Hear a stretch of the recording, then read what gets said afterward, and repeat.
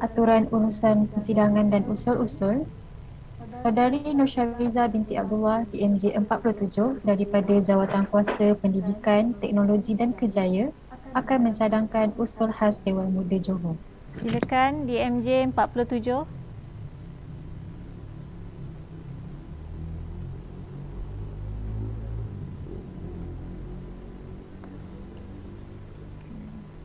Recording in progress. Assalamualaikum, salam makmur Johor buat yang berbahagia, Tuan Speaker, pihak Institut Datuk On, Barisan Sekretariat Dewan Muda Johor, Setiausaha Dewan serta Sidang Perwakilan Dewan Muda yang saya kasihi. Saya Nursyariza Abdullah, DMJ 47 akan mencadangkan usul Dewan Muda Johor mencadangkan agar Kerajaan Negeri Johor mengkaji keberkesanan pelaksanaan pakej rangsangan ekonomi PRE Ehsan Johor. Puan Yang di-Pertua Dewan, dari aspek geografi dan juga demografi, negeri Johor merupakan negeri penting dan strategik buat negara Malaysia. Hal ini kerana Johor berada di persepadanan 3 negara iaitu Malaysia, Singapura dan juga Indonesia yang kita tahu 3 negara ini merupakan gergasi ekonomi di Asia Tenggara. Maka kadar persaingan dan juga garis bawah bagi negeri Johor ini pastinya berbeza dengan negeri-negeri yang lain. Johor perlu sentiasa terkehadapan dalam sesuatu perkara sebagai duta besar negara Malaysia. Kedudukan Johor yang strategik ini menjadi mangkin dalam pembangunan ekonomi negara. Buktinya, Johor merupakan negeri top 5 dalam Gross Domestic Product atau bahasa Melayunya, keluaran dalam negara kasar KDNK Malaysia. Namun, harus kita ketahui, pembangunan negeri Johor bukan sahaja terletak pada kerajaan negeri, tetapi didorong oleh pembangunan sosioekonomi atau ekonomi rakyat yang mampan.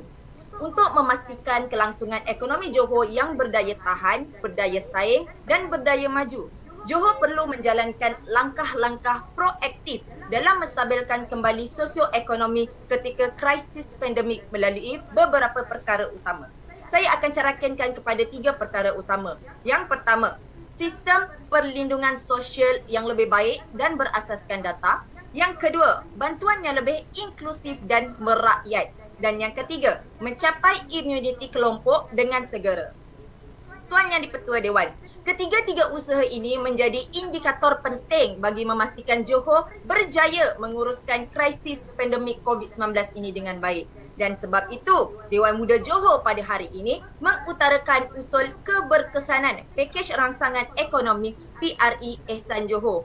Bukan untuk memberi kritikan kepada kerajaan, tetapi penambahbaikan bagi melengkapkan usaha gigih yang telah dilaksanakan oleh Kerajaan Negeri Johor di bawah pimpinan Yang Amat Berhormat Datuk Engineer Hasni Mohamad sepanjang pandemik COVID-19 melanda negeri kita.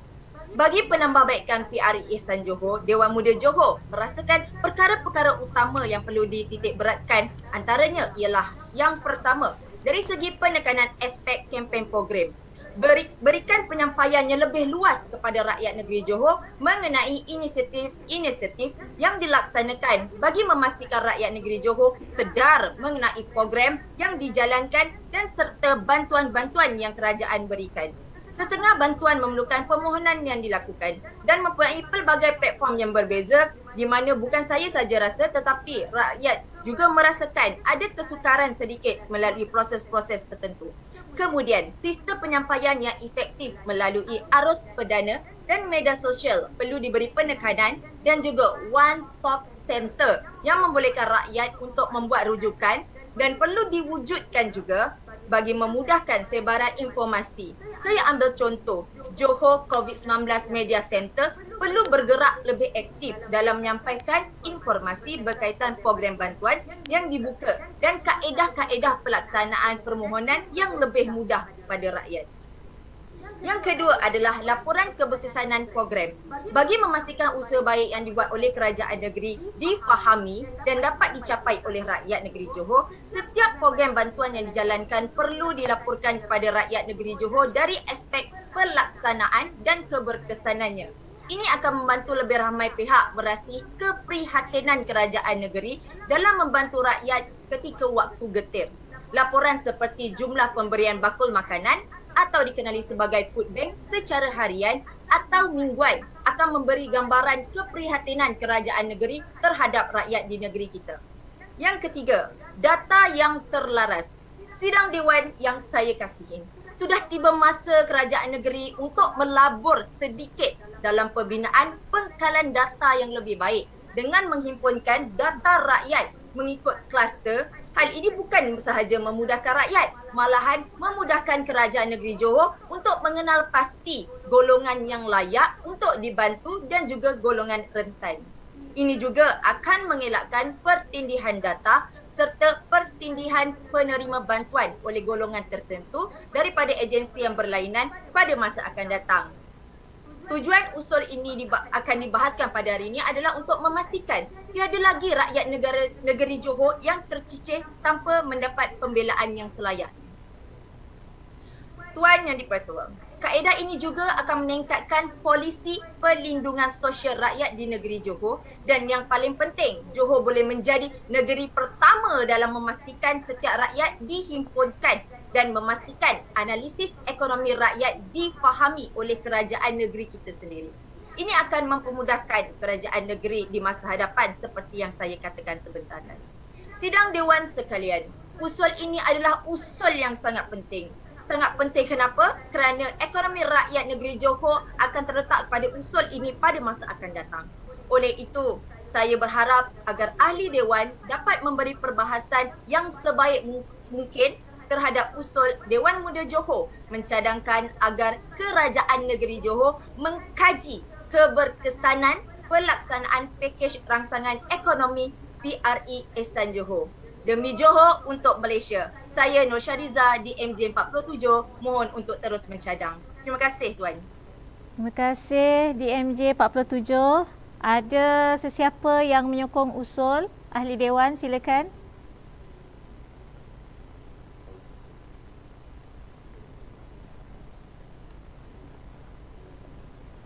Saya di MJ 44 Nurliana Nabila menyokong usul.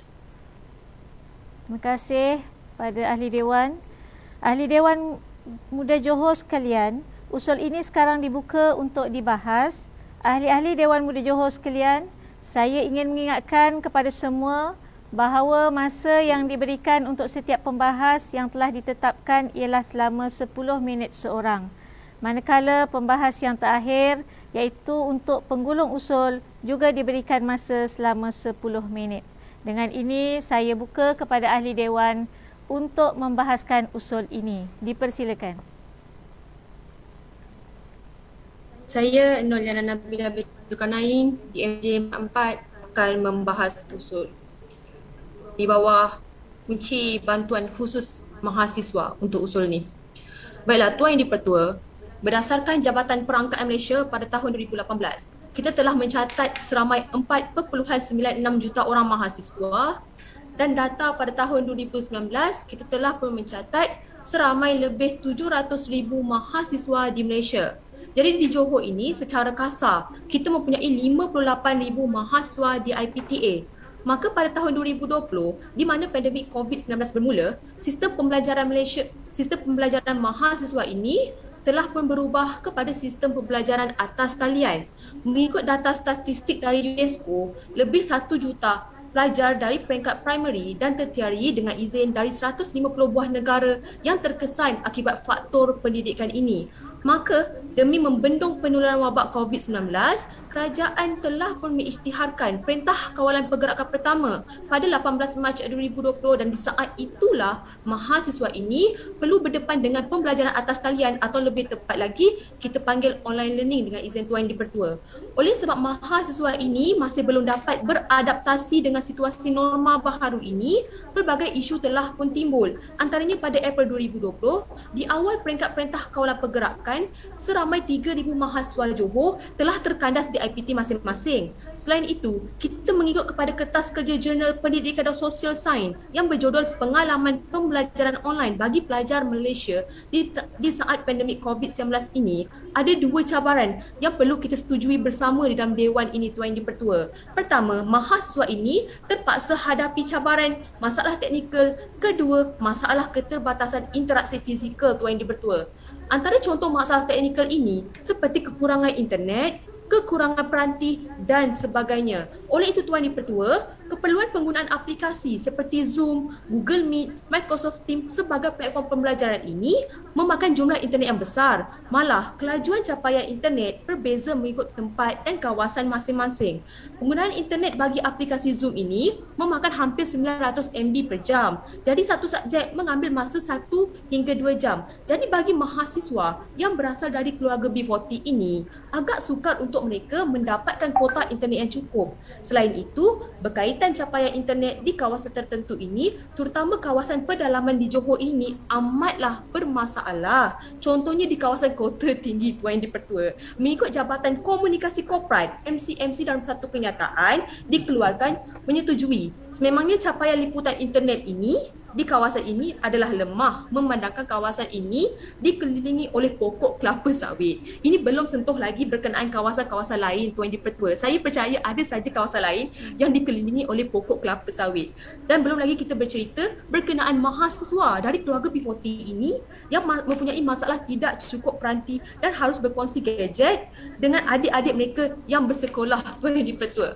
Jadi kita lihat apakah inisiatif Kerajaan Negeri Johor untuk selesaikan isu-isu mahasiswa ini. Kerajaan Negeri Johor ini telah pun melaksanakan pakej rancangan ekonomi siri 1 dan siri 2. Baiklah Tuan Dipertua, kedua-dua pakej ini ada memfokuskan kepada mahasiswa di Johor. Maka apakah antara inisiatif di dalam PRE Ihsan Johor ini? Antaranya adalah untuk menangguhkan bayaran balik pinjaman pelajaran institusi pengajian tinggi di dalam dan di luar negeri yang mendapat kemudahan pinjaman YPJ, Yayasan Pelajaran Johor. Selain itu, bantuan ini turut diberikan kepada mahasiswa yang tinggal di asrama IPTA di negeri Johor sepanjang tempoh PKP dan jumlah peruntukan yang diberikan di antara RM30,000 hingga RM50,000 secara one-off Tuan Dipertua. Bantuan ini turut diberikan kepada Persatuan Pelajar Negeri Johor di IPTA seluruh Malaysia membabitkan peruntukan di antara RM5,000 hingga RM10,000. Selesai penjelasan inisiatif di dalam PRE Ihsan Johor ini Tuan Dipertua. Baik, kita lihat apakah keberkesanan PRE ini yang kami akan isukan atau kami akan usulkan di dalam Dewan hari ini Tuan Dipertua. Baiklah, dalam menyelesaikan isu-isu pelajar terkandas ini, pengurusi Jawatankuasa Pendidikan Penerangan Warisan dan Budaya Negeri Johor ada menyalurkan pemberian RM200 kepada setiap mahasiswa anak Johor di Semenanjung dan RM300 bagi mereka yang berada di Sabah dan Sarawak. Inisiatif ini dinamakan Inisiatif Insan Mahasiswa dan bantuan kewangan ini diberikan kepada 3,000 mahasiswa sahaja. Kemudian, Kerajaan Johor turut memberikan wang tunai secara one-off iaitu sejumlah RM150 kepada 35,000 mahasiswa anak Johor daripada keluarga B40. Jadi Tuan Yang Dipertua, setelah kami kaji dan kaji, kami menemui beberapa kekhilafan yang saya kira perlu untuk kita tegur bersama hari ini Tuan Yang Dipertua. Pertama, inisiatif ini diberikan secara one-off dan bukanlah memberi kesan kepada jangka masa yang panjang. Jadi selepas bantuan one-off ini, tiada siapa pun yang tahu nasib mahasiswa ini dan nasib mereka pun bergentayangan di sebalik sirna kegelapan Tuan Yang Dipertua. Jadi isu kedua pula, inisiatif ini tidak pun menjawab pada isu-isu mahasiswa yang telah saya bentangkan sebentar tadi. Dan yang ketiga, ketika mereka meletakkan kuota 3,000 mahasiswa yang menerima manfaat ini, bagaimana nasib mahasiswa lain yang tercecer? Jadi kita pun tidak tahu jawapan Tuan Yang Dipertua. Mereka pun turut bergentayangan di situ Tuan Yang Dipertua. Jadi seterusnya kita lihat apakah inisiatif lain. Mereka melaksanakan pakej rancangan 3.0. Di sinilah kelemahan major mereka Tuan Yang Dipertua. Saya boleh katakan kerajaan negeri hari ini agak terleka dengan hak mahasiswa hari ini. Kerana apa Tuan Yang Dipertua? Kita lihat di dalam PRE 3.0 ini mereka hanya menyediakan 100,000 voucher KFC atau kita boleh panggil insentif voucher makanan KFC yang bernilai RM20 yang diberikan kepada golongan yang terkesan seperti saya ini Tuan Yang Dipertua, mahasiswa Tuan Yang Dipertua. Jadi, ada beberapa persoalan saya di sini. Pertama, pelaksanaan insentif ini tidaklah realistik dan tidak praktikal. Kerana apa? Pemberian voucher ini melalui online ataupun melalui pos tidak dinyatakan pun Tuan Yang Dipertua. Jadi saya kira analogi dia mudah saja. Ketika ada seseorang yang hampir lemas di dalam sungai, ke kampung ataupun memerlukan bantuan, diberikan pelepah kelapa Tuan Yang di-Pertua. Jadi emaslah kami di situ walaupun ada bantuan. Jadi yang kedua, persoalan saya, pemberian voucher KFC ini menjawab atau tidak kepada masalah teknikal yang mahasiswa di Johor ini hadapi. Juga tidak menjawab. Selain itu, mengenai isu bantuan peranti ini yang tidak cukup ini. Kerajaan negeri Johor ada bantuan sumbangan peranti kepada seluruh sekolah di negeri Johor di dalam pakej yang sangat 3.0. Tetapi persoalan saya mudah saja. Kenapa bantuan ini turut tidak diberikan kepada mahasiswa, khususnya daripada mahasiswa yang berasal dari keluarga B40 ini dan memerlukan bantuan peranti? Rangkuman dia mudah saja. Dikatakan kerajaan Johor hari ini telah memberikan kami mahasiswa ini harapan palsu dan berjanji bulan bintang sahaja di saat kami memerlukan bantuan yang bagi menjawab isu-isu kami ini. Dan saya kira hari ini bukan saja berkenaan harapan palsu, malah perjanjian yang dijanjikan untuk membantu kami ini tidak pun dilunaskan Tuan Yang di-Pertua. Jadi tidak apa, saya cadangkan satu mekanisme pelaksanaan hari ini Tuan Yang di-Pertua dari pihak kami. Mudah saja. Kami mencadangkan agar kerajaan negeri ini mengeluarkan peruntukan khas bagi membantu mahasiswa Johor ini berdepan isu ketidakcukupan peranti serta kuota internet ini. Bantuan ini perlulah dilaksanakan secara berpakej agar lebih realistik dan praktikal, di mana pakej ini atau lebih mudah kita sebut sebagai pakej ihsan mahasiswa Johor termasuk dengan pelan data internet, peranti dan bantuan tunai khusus kepada mahasiswa yang betul-betul memerlukan Tuan Yang di-Pertua. Kenapa bantuan ini dilakukan secara berpakej? Kerana kita lihat kepada logik. Jika mahasiswa ini langsung tidak mampu untuk memiliki peranti seperti laptop dan telefon, apatah lagi mahu membeli pelan internet secara bulanan. Kerana situasi keterdesakan ini, perlu hadir kerajaan negeri yang tidak memikirkan golongan nasib-nasib golongan ini Tuan Yang di-Pertua. Dan mengenai bantuan tunai ini, kami mencadangkan agar bantuan ini diberikan secara one off dalam jangka masa 6 bulan, sebanyak 3 kali berselang 2 bulan. Tuan Yang di-Pertua, hal ini kerana apa? Mahasiswa ini perlu memakan masa selama 6 bulan untuk tamatkan satu semester.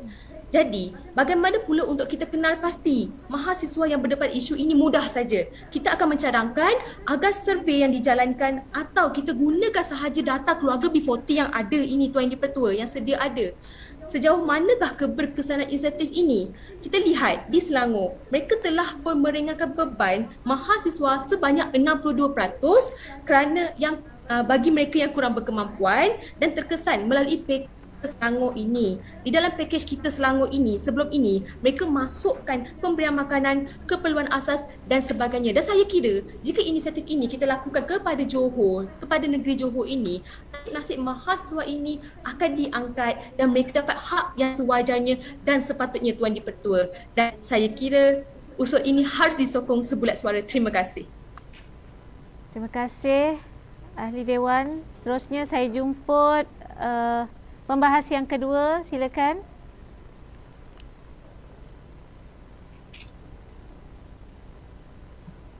Bismillahirrahmanirrahim. Terima kasih diucapkan kepada Yang di-Pertua speaker. Pertamanya saya ingin minta maaf sebab kamera saya agak tak berapa elok, jadi dia keluar background je. Okay, saya teruskan dengan perbahasan saya pada hari ini. Okay. Sila kenalkan diri. Assalamualaikum. Saya di MJ 39, Muhammad Izzat Amir. Okay, Assalamualaikum warahmatullahi wabarakatuh dan selamat sejahtera. Salam makmur Johor saya ucapkan kepada YB Speaker, Sekretariat Dewan Muda Johor, Ahli Dewan Muda Johor dan hadirin hadirat yang bersama kami secara langsung dalam FB Live Dewan Muda Johor. Semoga terus berada dalam limpah rahmat dan kurnia sepanjang kita semua berusaha menghadapi dan menangani cabaran COVID-19 yang menimpa negara kita. Pertamanya saya ingin mengucapkan ribuan terima kasih kepada Tuan Speaker kerana memberikan saya peluang untuk membahas pada petang ini. Selain itu juga di atas kesempatan ini saya ingin menyeru kepada semua masyarakat untuk menjaga SOP dan ayolah bersama kita mendaftar mengambil suntikan vaksin untuk mencapai herd immunity untuk menghentikan pandemik ini. Seterusnya, saya selaku DMJ, saya Muhammad Izzat Amir, ahli DMJ 39, selaku ahli Jawatankuasa Prasarana Sukan dan Agama. ingin menyokong usul yang telah dibentangkan oleh dari Syahriza tadi, ahli DMD 47, di atas usul Dewan Muda Johor mencadangkan agar Kerajaan Negeri Johor mengkaji keberkesanan pelaksanaan pakej rangsangan ekonomi PRE Ihsan 3.0 dengan memperlihatkan perluan bantuan golongan M40. Tuan Yang di-Ketua. Hari ini kita melihat bahawa kebanyakan bantuan-bantuan hanya ditumpukan lebih kepada golongan B40 sehingga kan kita telah pun menyisihkan bantuan kepada golongan M40. Apa itu golongan M40? Golongan M40 itu merupakan, golongan M40 itu merupakan golongan yang berpendapatan 4,310 hingga 10,500 seisi rumah dalam tempoh sebulan. Golongan ini kebiasaannya diduduki oleh golongan profesional seperti jurutera, peguam, akuntan dan sebagainya. Golongan M40 kebanyakannya menduduki kawasan bandar yang memerlukan kos sara hidup yang tinggi. Ketika COVID melanda negara, dapat banyak industri-industri yang terkesan mengakibatkan golongan M40 mempunyai permasalahan kewangan dan seringkali dipinggirkan disebabkan jumlah pendapatan mereka yang sedikit tinggi dibanding dengan golongan B40 ditambah dengan pekerjaan mereka yang profesional. Tapi kenyataannya ramai orang terlepas pandang menilai kapasiti ekonomi seseorang. Ianya bukannya hanya dilihat dari segi pendapatan, tetapi faktor lain seperti jumlah tanggungan, isi rumah, kawasan tempat tinggal, jumlah hutang dan sebagainya. Disebabkan itu, masyarakat yang berada dalam kelompok M40 ini hidup tidaklah seperti yang kita dengarkan. Ketika COVID ini, ternyata mereka berhadapan dengan bermacam-macam dugaan sehingga kan ada daripada mereka yang mengambil keputusan drastik seperti yang kita dengar baru-baru ini, kes bunuh diri meningkat kerana ketidaksanggupan menahan keterdesakan hidup yang menanggung hutang terlampau banyak. Kita lihat daripada statistik daripada Kementerian Kesihatan, dilaporkan lebih 300 kes bunuh diri berlaku dalam tahun ini bermula Januari hingga Jun, yang mana ini adalah satu benda yang amat membimbangkan untuk kita. Ini menjadi satu, jika golongan M40 ini semakin berkurang dan ramai yang menjadi penganggur daripada kelompok M40 ni, maaf saya, atau ini akan membawa kepada kesusutan dari segi pendapatan negara dan akan seterusnya akan menjadikan satu masalah apabila kita selesai dalam isu COVID ini. Jadi saya akan bawa kepada poin saya yang pertama, iaitu isu pekerjaan kelompok M40. Isu pekerjaan menjadi perkara yang paling dirungsingkan oleh para golongan berpendapatan M40 kerana pandemik banyak memberi kesan pada industri-industri yang terpaksa dihentikan atas daripada arahan kerajaan, iaitu Perintah Kawalan Pergerakan. Kebanyakan industri terutama yang swasta terpaksa melakukan tindakan atau keputusan drastik seperti memotong gaji pekerja, memberi cuti tanpa gaji sehingga kan ada yang dibuang daripada pekerjaan mereka. Hari ini kalau kita dengar seseorang juruterbang ataupun engineer dengan izin dan sebagainya bekerja sebagai pemandu bandar Grab, itu adalah perkara biasa sebabkan keterdesakan ekonomi mereka dan mereka hilang pekerjaan mereka menyebabkan mereka terpaksa untuk mengubah ataupun mengubah diorang punya profession. Ada di kalangan mereka terpaksa menjual aset-aset kerana tidak sanggup menanggung beban hutang di atas kapasiti kewangan yang menghimpitkan. Dalam ini kita tidak dapat menyalahkan pihak industri saja sebab tindakan-tindakan drastik ini dilakukan adalah kerana untuk memastikan kelangsungan perusahaan mereka dan memastikan supaya ekonomi terus berjalan walaupun tidak mempunyai keuntungan, iaitu melalui daripada cash flow. Oleh itu, bagi mengelakkan daripada golongan M40 ini terus dibelenggu dengan masalah, kerajaan perlu merangkakan satu bantuan khas kepada golongan ini untuk membantu mereka yang terkesan secara langsung atau tidak langsung. Saya sedia maklum atas usaha kerajaan negeri dalam percubaan membantu golongan ini dengan memberi bantuan 500, tapi saya difahamkan bantuan ini masih belum berjalan dan pada pendapat saya ia kurang membantu golongan M40 ini dalam jangka masa panjang kerana bantuan one off biasanya terlampau sedikit untuk menanggung beban golongan-golongan termasuk golongan B40 sendiri. Tapi kalau golongan M40 lagilah mereka ini terbeban dalam jangka masa panjang. Saya mencadangkan kerajaan untuk memberikan bantuan-bantuan dalam bentuk lain seperti peluang pekerjaan dan bantuan yang bentuk berterusan. Kerajaan boleh membantu dengan melaksanakan inisiatif seperti program subsidi upah dengan memberikan sejumlah jadi kepada syarikat-syarikat yang terkesan yang beroperasi di Johor dengan menyalurkan bantuan dari segi penambahan gaji melalui syarikat-syarikat tertentu. Kerajaan juga boleh membuka satu platform khas kepada golongan ini untuk mencari pekerjaan baru bagi mereka yang terpaksa diberhentikan dengan berkolaborasi dengan syarikat-syarikat yang memerlukan tenaga kerja. DMJ 39 Selain daripada itu, saya ada mencadangkan juga celahan agar kerajaan daripada negeri DMJ meningkatkan 18. peruntukan untuk yayasan pembangunan keluarga dalam memberi perkhidmatan kaunseling. Sebab kita tahu golongan M40 ni diorang mempunyai masalah emosi DMJ yang terlampau. 39 ada Ya, saya. celahan daripada DMJ 18. Kita bagi laluan pada DMJ 18, silakan. Saya nak teruskan, saya boleh? Nak teruskan? Saya teruskan. Okey.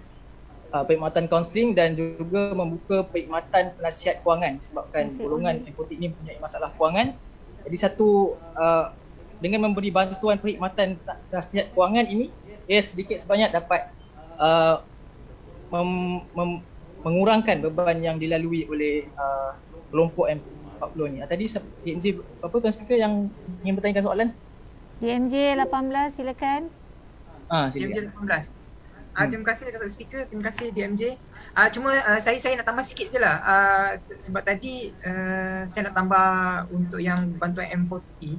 So yes, betul kita bagi perhatian kepada M40, tapi saya nak tambah sikit, mungkin ada satu lagi golongan yang mungkin kerajaan terlepas pandang tapi kita tahu mereka susah, iaitu golongan OKU. Mungkin tadi di sidang-sidang perbahasan yang lepas kita ada sebut pasal OKU, tapi ini mungkin dalam PRE yang kita boleh bagi satu peruntukan khas untuk golongan mereka. Kalau benar-benar kerajaan nak menolong, nak membantu orang yang susah, inilah masa dan tindakannya. Itu yang pertama. Yang kedua tadi saya tak sempat nak celah masa dekat mahasiswa tadi. Saya nak bahas sikit je. Untuk kerajaan negeri juga saya dulu menyokong. Pertama adalah masa nak bagi bantuan one off kan, one off tunai, saya setuju, dan mungkin boleh tambah sikit untuk bantuan buku, voucher buku. Sebab sekarang ni untuk pengetahuan sidang dewan sekarang tengah cuti SEM dan pelajar semua akan masuk Oktober nanti, Oktober hingga September, lebih kurang macam tu. Jadi pada hemat saya ini adalah waktu yang paling tepat untuk kerajaan ambil tindakan. Kalau nak bantu pada awal semester supaya diorang dapat bersedia nak masuk ke new semester. Itu sahaja, tambah sikit je. Terima kasih. Baik, DMJ 39 boleh teruskan dan seterusnya buat kesimpulan. Ada 2 minit lagi. Terima kasih kepada DMJ 18 atas cadangan yang beri. Memang betul, banyak pembaruan yang boleh dibuat, termasuk dengan memberikan bantuan lebih, memberi perhatian yang lebih kepada golongan-golongan sasar, golongan OKU, ibu tunggal dan sebagainya sepanjang COVID.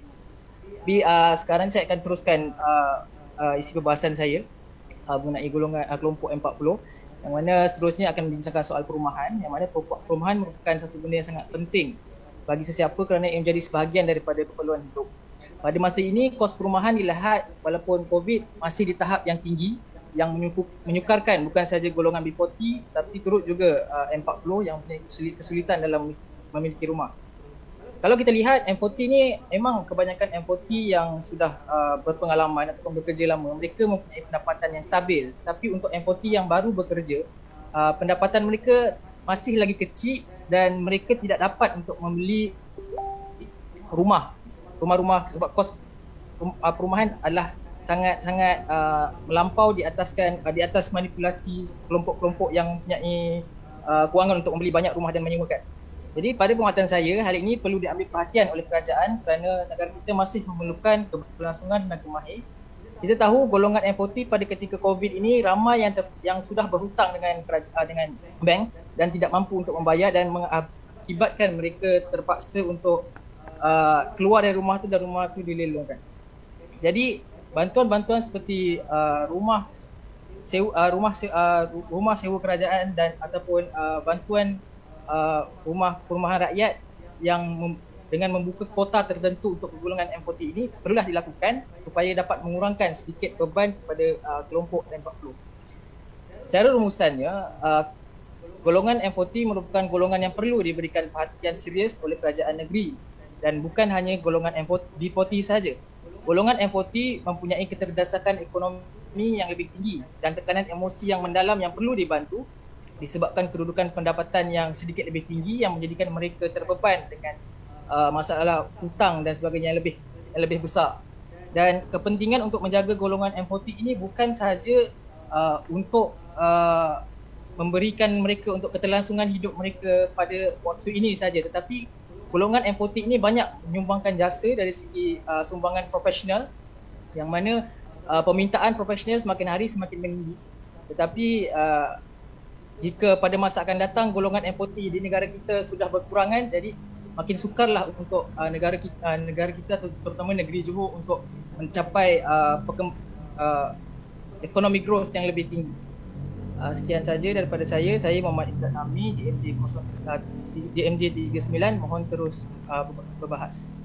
Sekian, terima kasih. Terima kasih DMJ 39. Seterusnya saya buka kepada pembahas yang ketiga, dipersilakan. DMJ 09, Nur Muhammad Syahruluddin bin Abdul Malik, YB Speaker. Silakan. Bismillahirrahmanirrahim. Assalamualaikum warahmatullahi taala wabarakatuh dan salam makmur Johor. Terima kasih yang berhormat Speaker, yang dihormati Barisan Sekretariat Dewan Muda Johor dan juga rakan-rakan Dewan Muda Johor sekalian. Saya akan membahaskan usul Dewan Muda Johor mencadangkan agar Kerajaan Negeri Johor mengkaji keberkesanan pelaksanaan pakej rangsangan ekonomi Ihsan Johor. Pada pembentangan pakej rangsangan ekonomi 3.0 yang lepas, di bawah sektor masyarakat dan modal insan, Kerajaan Negeri Johor telah mengumumkan allowance khas kepada Southern Volunteers sebanyak RM50 sehari yang melibatkan hampir 400 orang penggerak bagi menjalankan program pendaftaran vaksinasi negeri Johor. Pada khidmat saya, inisiatif ini sangat bagus dan perlu diteruskan selain diperkasakan kerana Southern Volunteers ini sebagai penggerak utama bagi Johor mencapai herd immunity. Southern Volunteers ini sangat dekat dengan diri saya, yang YB Speaker. Dan saya juga terlibat secara langsung dengan Southern Volunteers atau kita panggil SV ini. Saya ingin menjunjung kasih kepada Duli Amat Mulia Tunku Mahkota Johor di atas perkenan untuk merasmikan SV ini pada 21 Disember pada 2020 yang lepas. Untuk makluman, SV ini ialah hasil cetusan idea dan perkenan Duli Amat Mulia Tunku Mahkota Johor. SV ditubuhkan bagi menggalakkan penyertaan para belia dalam aktiviti kemasyarakatan dan sukarelawan untuk memberi khidmat kepada rakyat dan negeri Johor. Peranan SV adalah untuk menjadi pemangkin pembentukan budaya kesukarelawanan dalam kalangan belia Johor. SV juga bakal menjadi gerakan besar-besaran di peringkat akar umbi serta bersedia menggalas apa jua misi kemanusiaan bagi membantu golongan yang memerlukan. Sehubungan itu, SV ini telah digerakkan oleh kerajaan negeri Johor di bawah pimpinan Yang Amat Berhormat Menteri Besar Johor Datuk Insinyur Haji Hasni bin Mohamad dan telah diletakkan di bawah portfolio Yang Berhormat Esko Pelancongan Belia dan Sukan YB Datuk Hafiz bin Ghazi bersama Pusat Pembangunan Belia Johor JOIDEC, Institut Datuk On, Jabatan Belia Sukan Negeri, Majlis Belia Negeri Johor, pihak-pihak berkuasa tempatan dan pemegang taruh belia lain. Saya menceritakan sedikit struktur SV ini. SV ini di peringkat akar umbi yang ketua dikawasili oleh pihak berkuasa tempatan.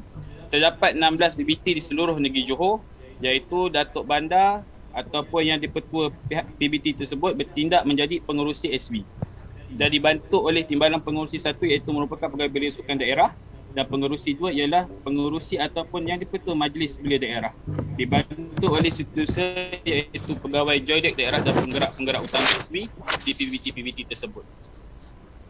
Berbalik kepada usul, saya ingin sidang Dewan mendengar kronologi SV ini digerakkan dalam membantu proses vaksinisasi.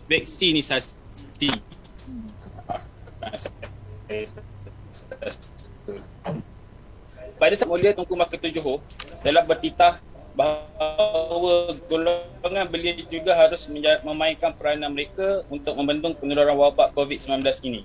Salah satu cara adalah untuk menjadi sukarelawan dalam program imunisasi COVID-19 tingkat kebangsaan. Membantu menyebarkan berita yang disahkan mengenai vaksin dan menggalakkan ahli keluarga serta rakan-rakan mereka supaya mendaftar untuk vaksinasi. Duli Amat Mulia Tunku Mahkota Johor telah menitahkan agar SV ini digerakkan bagi membantu program vaksinasi di pusat-pusat vaksin yang ditubuhkan di setiap daerah di dalam negeri Johor dari segi pendaftaran rakyat Johor untuk mendapatkan vaksin. Duli Amat Mulia Tunku Mahkota Johor juga berharap sukarelawan SV dapat menggalakkan golongan belia untuk memainkan peranan lebih besar dalam membendung penularan. Selepas titah dikeluarkan, SV telah digerakkan ke seluruh PPV di setiap daerah demi menjunjung titah Duli Amanah Tunku Mahkota Johor. Sukarelawan SB yang awal ini banyak dibantu oleh majlis berdaerah-daerah dan dikawal selia oleh pihak berkuasa tempatan. Mereka bertugas atas semangat sukarelawan tanpa memikirkan imbuhan. Dan Alhamdulillah, pada 10 Jun 2021 telah mengumumkan melalui pakej rancangan ekonomi 3.0 yang terlibat dalam pendaftaran vaksin selama 35 hari. Selepas itu SB ini menjadi goreng pisang panas apabila diumumkan allowance tersebut. Semua orang bertanya macam mana nak jadi SB. Semua orang bertanya macam mana nak serve untuk bangsa Johor. Dan 400 orang telah terlibat untuk menjadi sukarelawan SB di setiap PBT. Dan Alhamdulillah, SB telah berjaya merekodkan 531,896 orang yang telah didaftarkan vaksin sepanjang 35 hari sejak 19 Jun hingga 24 Julai yang lepas. Disebabkan kecemerlangan petugas-petugas SB, kerajaan negeri telah menaikkan allowance petugas ini sebanyak RM100 sehari. Saya ucapkan tahniah dan terima kasih kepada kerajaan negeri Johor. Walau bagaimanapun, Tuan Ketua Dewan, permasalahan tetap juga berlaku. Allowance ini hanya dibayar kepada mereka yang bertugas sebagai pendaftar vaksin saja. Sedangkan ada juga sukarelawan SB yang terlibat di PPV membantu pihak Kementerian Kesihatan. Dan ada juga sukarelawan SB yang bertugas membantu pihak PBT memberikan baku makanan. Hal ini telah menimbulkan sedikit ketidakadilan kepada sukarelawan lain. Jika kita lihat dari segi bajet kewangan yang dikeluarkan sepanjang 35 hari, kerajaan negeri membayar petugas pendaftaran SB secara keseluruhan sebanyak 1.4 juta melibatkan 400 orang sukarelawan SB. Jika dikecilkan kos kewangan setiap petugas sukarelawan SB yang lepas telah mengikut setiap PBT, telah dikeluarkan kos banyak 87,500 setiap PBT. Hanya untuk petugas SB yang bertugas di bahagian pendaftaran vaksin saja. Alhamdulillah, sasaran tercapai dan hari ini Johor telah merekodkan pendaftaran vaksin hampir 100%. Saya ingin meminta kerajaan negeri untuk meneruskan inisiatif ini dan saya ingin mencadangkan beberapa jalan penyelesaian kepada masalah yang berada di lapangan pada hari ini. Proses vaksinasi di Johor ini masih belum selesai dan tenaga sukarelawan SB masih perlu diteruskan.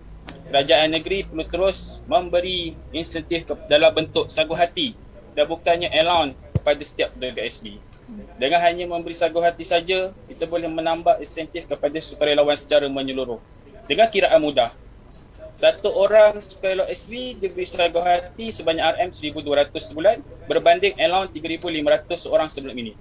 Kita sasarkan setiap PBT mempunyai 5 orang sukarelawan SB yang bertugas di bahagian pendaftaran vaksin, pusat pemberian vaksin dan bakul makanan.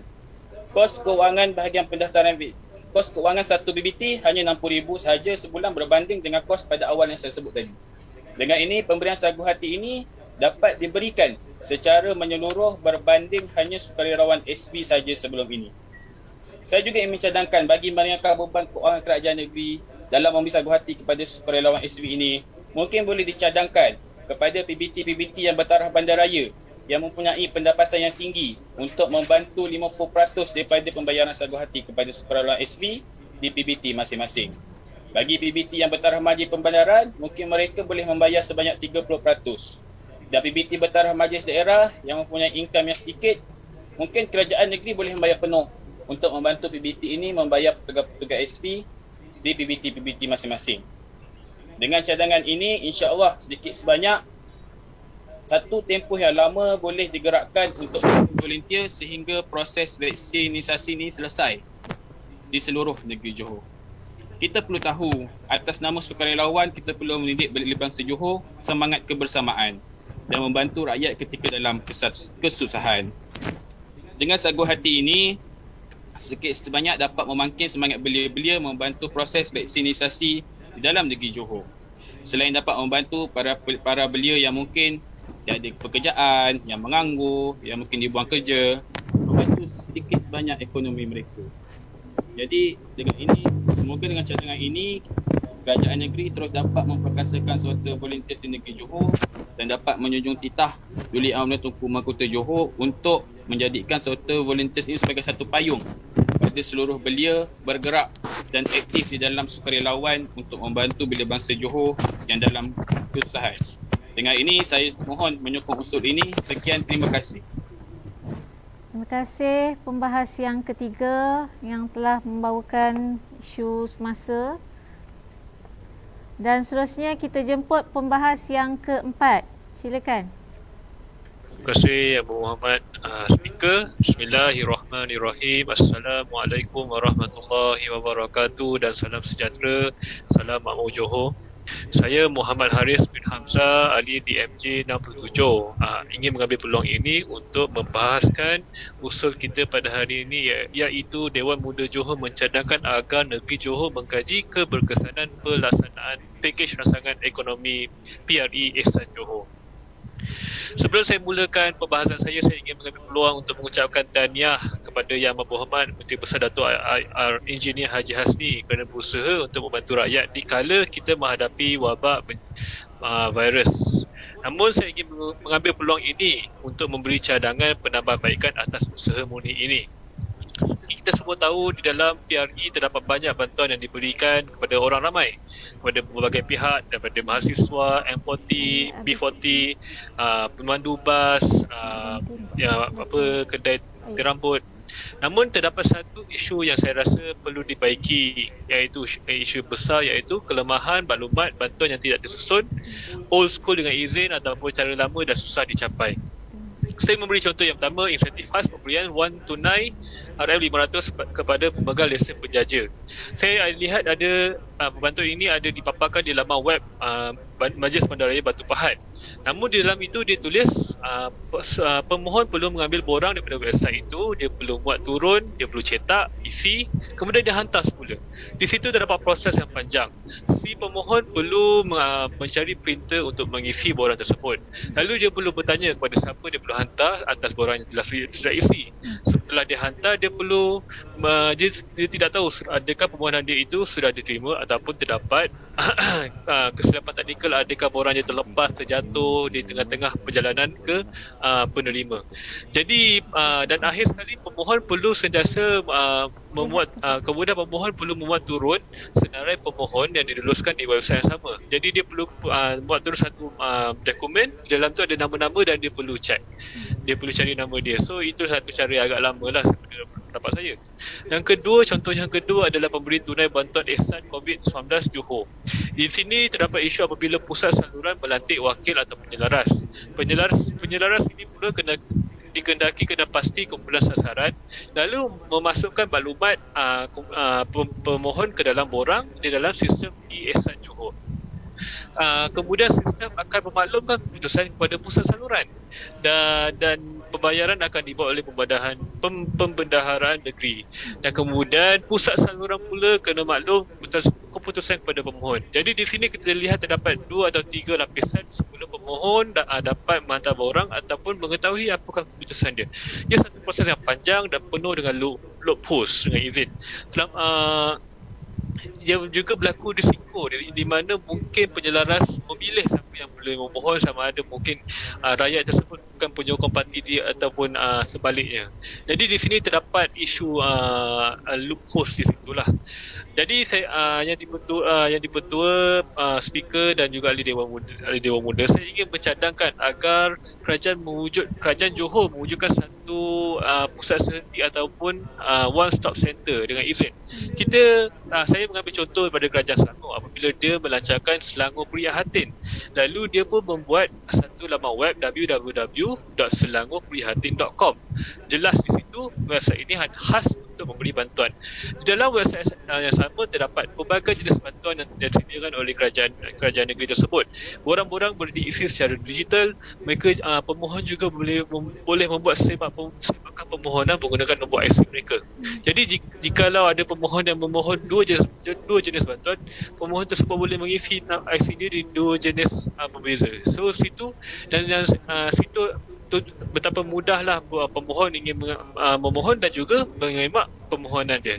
Dan saya tertarik jugalah apabila dia terdapat hotline 24 jam di situ ataupun borang aduan digital di mana mereka boleh membuat panggilan telefon untuk bertanya soalan.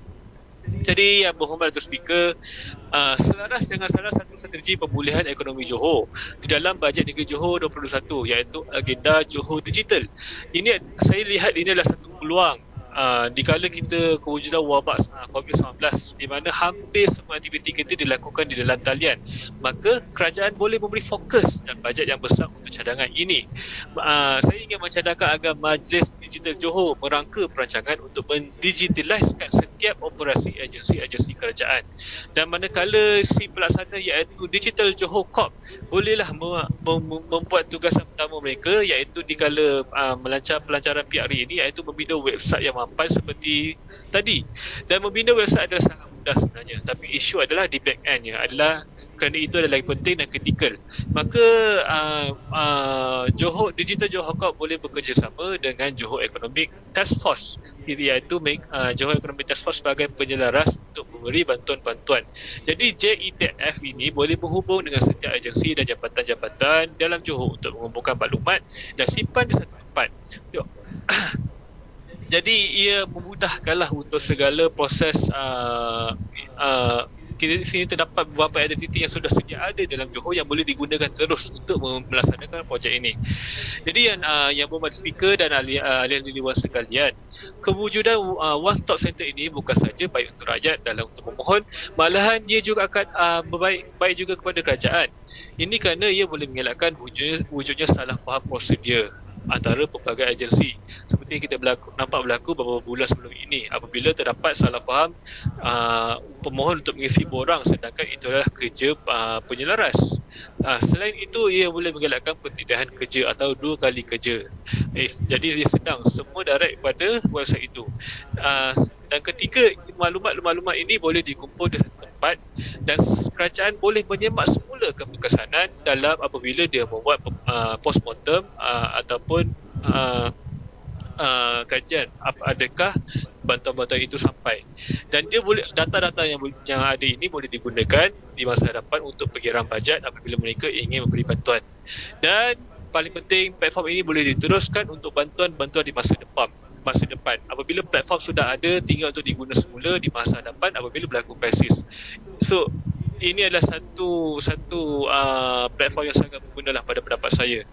Jadi di sini adalah satu cadangan yang saya cadangkan kepada kerajaan negeri.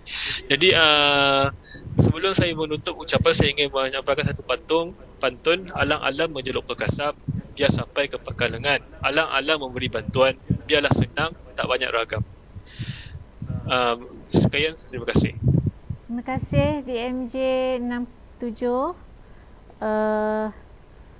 Bagi pembahas-pembahas yang seterusnya akan disambung selepas ini. Oleh yang demikian, ahli-ahli Dewan Muda Johor, usul ini merupakan satu usul yang sangat penting pada perkiraan saya kerana ia meminta kerajaan untuk mengkaji keberkesanan pelaksanaan pakej rangsangan ekonomi Johor. Dan saya mendengar tadi cadangan-cadangan yang amat baik dan bernas daripada ahli Dewan. Oleh yang demikian, ahli Dewan Muda Johor, terima kasih, dan persidangan Dewan Muda Johor ini ditempohkan sehingga jam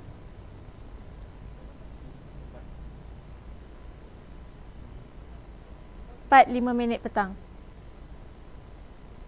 Terima kasih.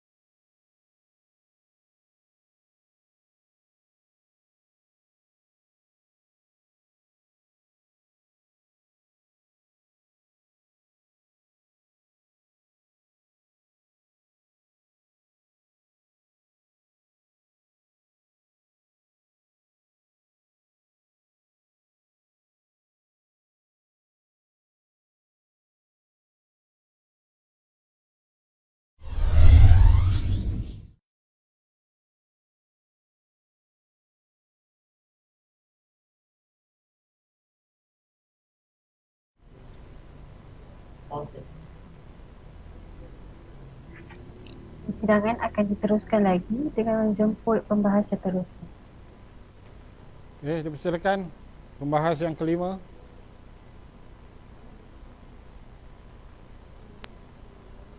Bismillahirrahmanirrahim. Assalamualaikum warahmatullahi wabarakatuh.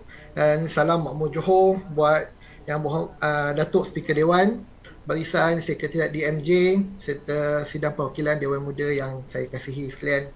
Pertama sekali, saya ingin merakamkan rasa syukur kehadrat Allah Subhanahu Wa Taala kerana saya masih diberi peluang untuk bersama-sama menggembling idea bersama rakan-rakan saya yang hebat di DMJ ini. Saya berterima kasih kepada beberapa rakan saya di DMJ yang mengekalkan ukhuwah dan bertanya khabar sepanjang saya berkelana ke negara orang. Sebentar tadi, sahabat saya di DMJ 67 menyatakan berkaitan keseragaman maklumat dalam pelaksanaan penyampaian pakej yang sangat ekonomi Ihsan Johor, di mana pada saya ia amat berkait rapat dengan mekanisme pemberian bantuan tunai yang akan saya bahaskan hari ini. Datuk Yang Dipertua John Quincy Adams, Presiden Amerika Syarikat yang ke-6 pernah menyatakan dengan izin, if your action inspire others to dream more, learn more and do more and become more, you are a leader. Saya meneliti inisiatif-inisiatif pemberian tunai cash handout yang sepanjang pelaksanaan PRE daripada 1 hingga ke PRE yang ketiga. Saya berpendapat kerajaan Johor telah do more sebagaimana kata-kata John Quincy Adams tadi. Terima kasih di atas keprihatinan Kerajaan Negeri Johor, khasnya Yang Amat Berhormat Datuk Engineer Hasni Mohamad, Datuk Menteri Besar Johor. Datuk Yang Dipertua dan ahli Dewan sekalian, inisiatif demi inisiatif diumumkan dari PRE 1 sampai ke PRE 3, di mana PRE 2 juga ada dalam belanjawan. Tetapi kebanyakan rakyat masih berasa mereka dipinggirkan. Masih ada rakyat yang mengadu belum menerima bantuan seperti yang diumumkan. Bantuan khas RM500 untuk pengusaha kantin pada sebagai misalnya, dikatakan masih belum diterima sehingga kini. Justru saya bersama dengan pembahas dan pencadang usul tadi, saya bersetuju penyemakan keberkesanan secara serius perlu dilaksanakan.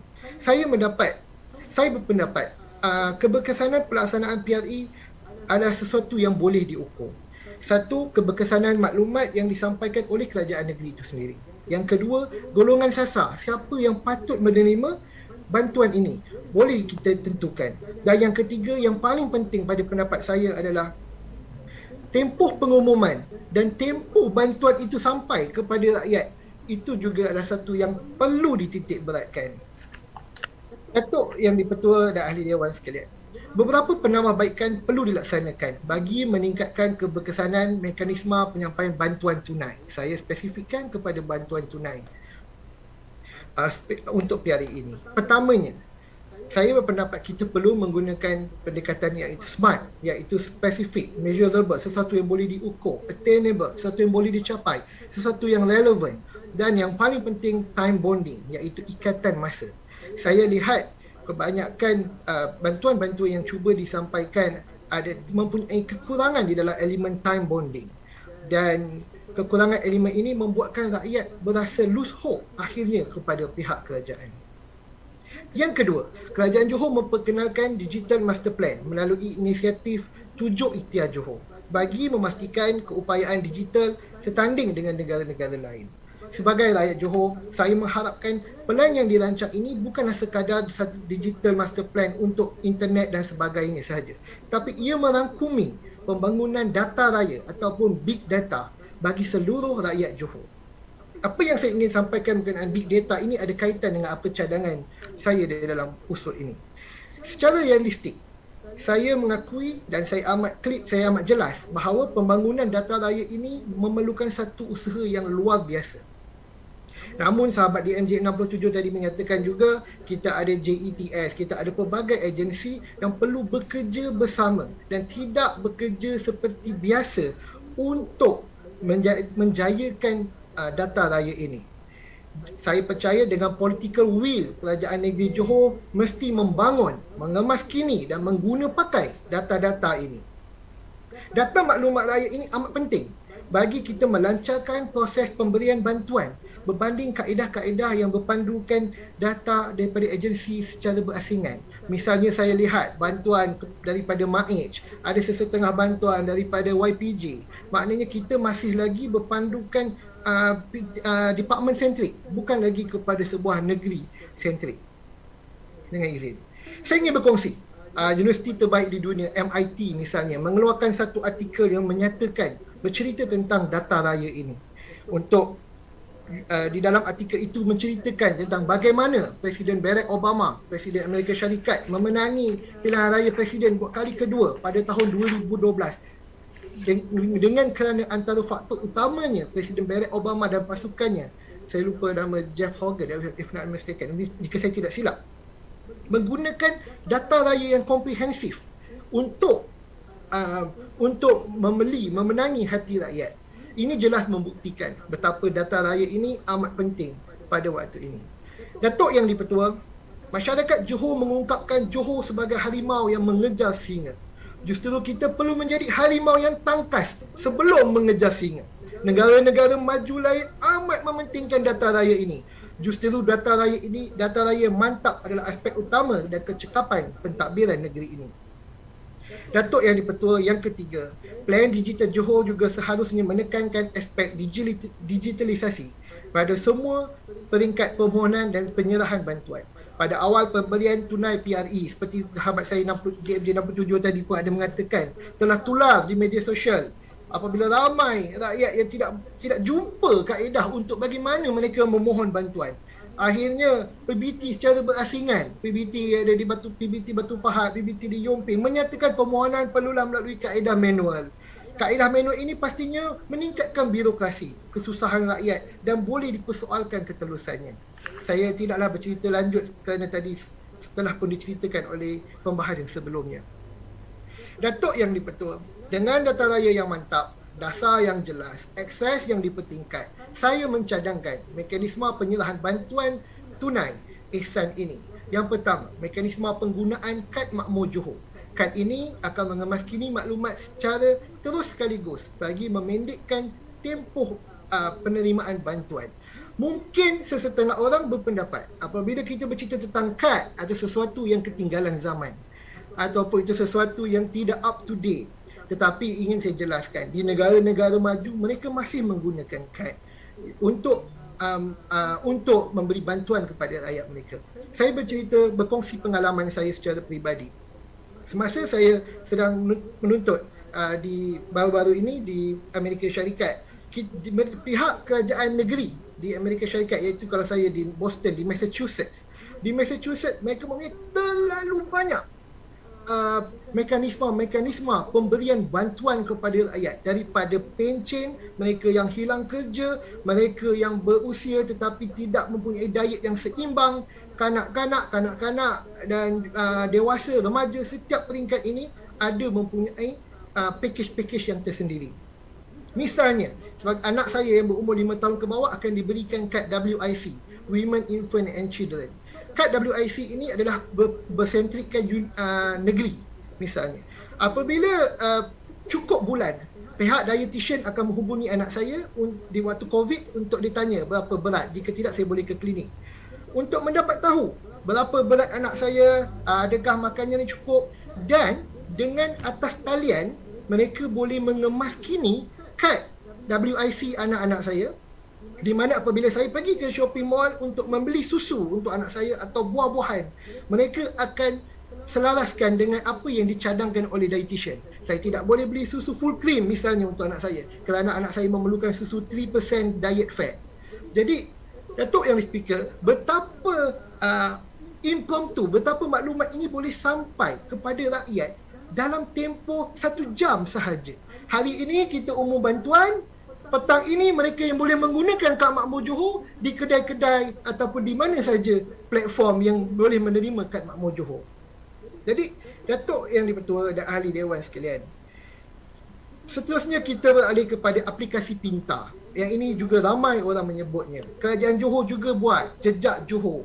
Tapi kita boleh tambah baik dengan kita memasukkan elemen bantuan tadi. Saya bercerita tentang cash handout, memasukkan elemen e-wallet, memasukkan elemen payment gateway dan memasukkan elemen-elemen bantuan lain di dalam kad aplikasi pintar tadi. Yang itu boleh tambah baik jejak Johor misalnya. Dan yang ketiga, perkara yang ramai orang tahu, kita juga kerajaan Johor boleh juga laksanakan pembayaran secara digital dengan menggunakan platform Touch 'n Go e-wallet misalnya. Tapi pastinya bukanlah bantuan RM30. Berkaitan dengan usul ini, saya memohon agar kerajaan negeri Johor mempertimbangkan dan menambah senarai penerima bantuan ini. Golongan M40 yang terjejas misalnya, ahli sukan dan banyak lagi kategori rakyat yang belum pernah dibantu dan amat memerlukan bantuan. Kerajaan jangan takut belanja pada rakyat kerana pemberian ini akan merancakkan ekonomi domestik negeri Johor. Ini adalah hukum asas ekonomi. Datuk Yang di-Pertua dan ahli dewan sekalian, dengan penambahbaikan ini saya cadang dengan saya kemukakan ini, saya berharap ia dapat memantapkan lagi keberkesanan pemberian bantuan tunai pakej PRE Ehsan Johor. Sekian, terima kasih. Okay, terima kasih.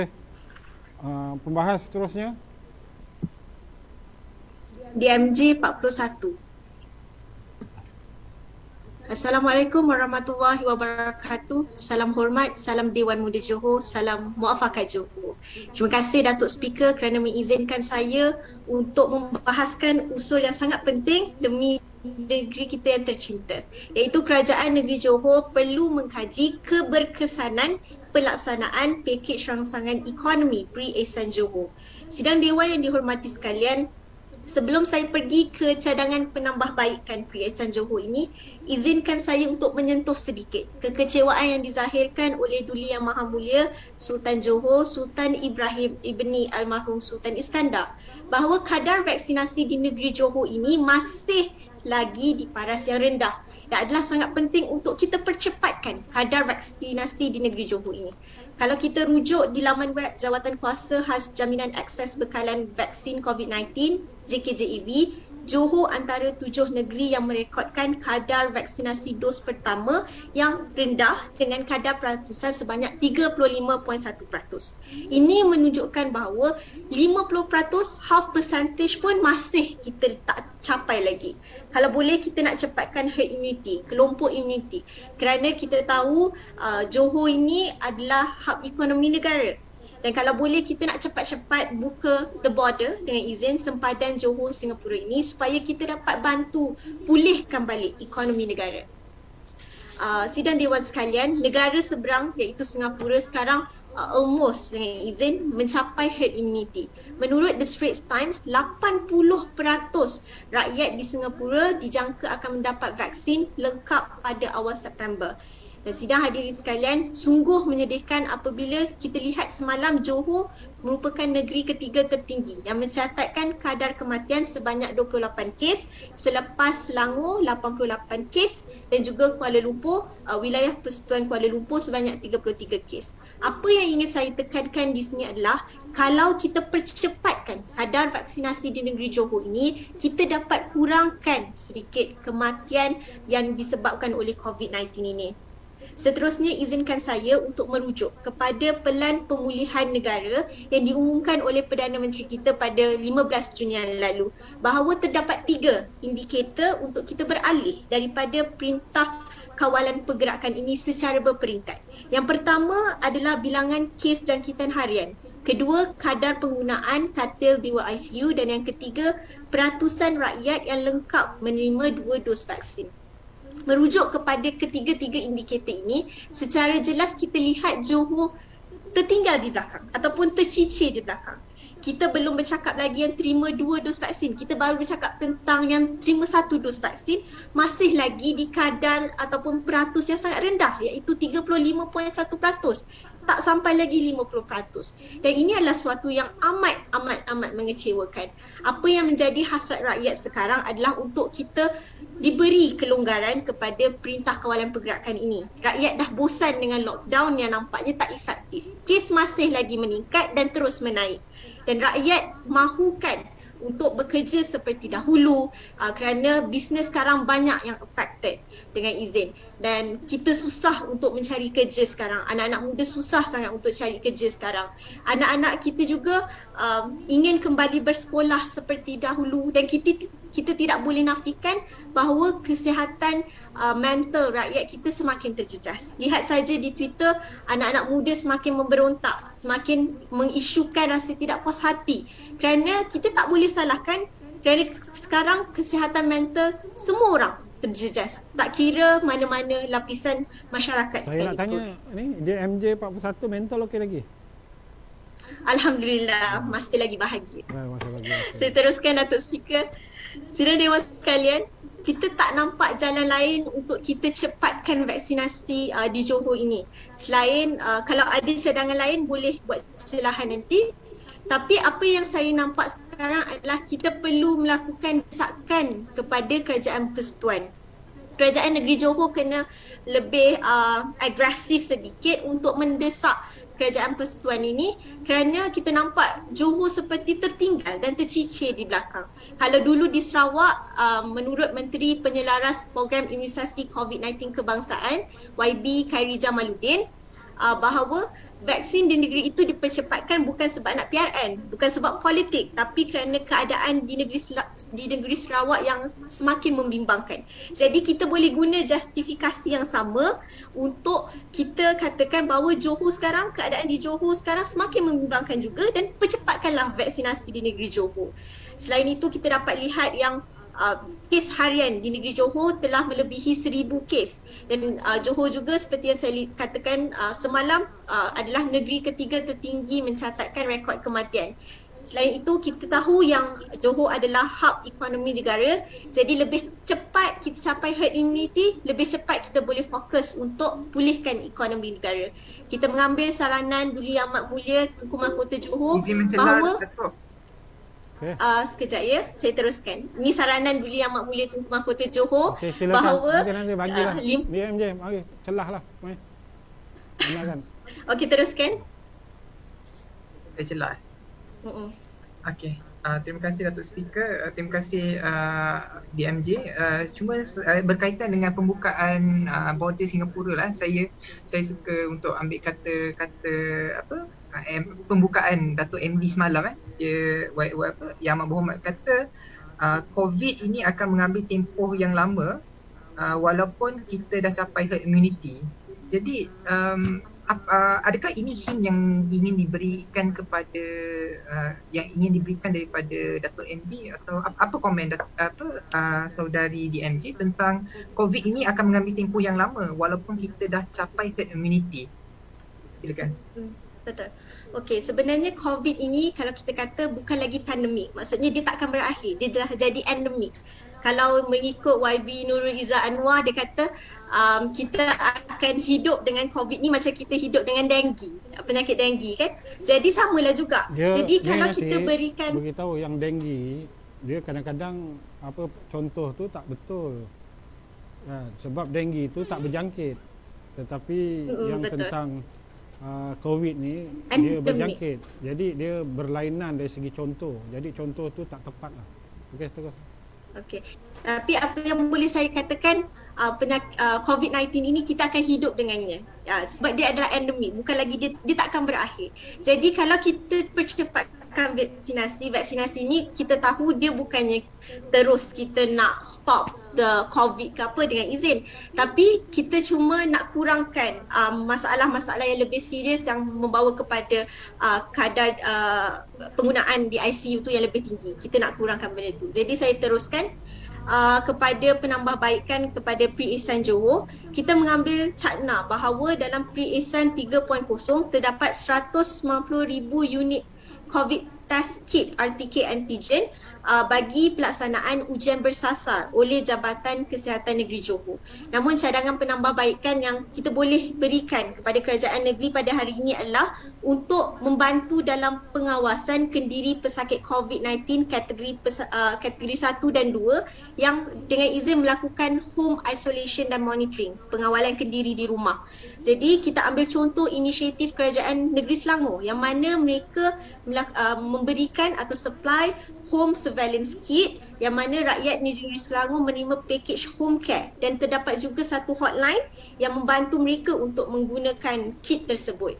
Jadi cadangan kepada kerajaan negeri untuk Kerajaan Negeri Johor memberikan bantuan kit ujian kendiri dan juga oximeter kepada golongan B40 dan M40 yang terjejas bagi pemantauan kendiri. Walaupun harga dia mungkin RM39, kita mungkin bolehlah lagi nak beli, tapi ada setengah orang nak makan pun belum tentu dapat makan. Jadi mungkin kerajaan negeri boleh tolong untuk bantu hal ini. Jadi saya DMJ 41 menyokong penuh usul ini dan memohon kerajaan negeri untuk pertimbangkan suara rakyat. Mohon celahan. Okey. Boleh teruskan. Okay, saya DMJ 30. Saya suka yang tak tahulah DMJ 41 akan cadangkan atau tidak. Saya dalam PSM berkenaan pembinaan vaksin ini, saya kerajaan yang tekan juga kerajaan lah. Saya rasa agak tidak adil Selangor saya rasa juga boleh. Kita boleh buka lagi PPP tambahan khusus untuk walk-in sahaja. Dengan ramai lagi yang tak dapat jadual vaksin. Sebab semalam MD kata kita dah ada 1.2 juta dos yang dah tersedia. Tak silap saya yang saya dengar semalam. Jadinya pembukaan PPP untuk walk-in ni sangat perlu dan sangat penting. Saya rasa tidak ada Selangor dapat privilege ni. Adakah ada campur tangan politik tertentu ataupun bagaimana? Jadinya saya memohon supaya kerajaan PPP untuk walk-in. Betul.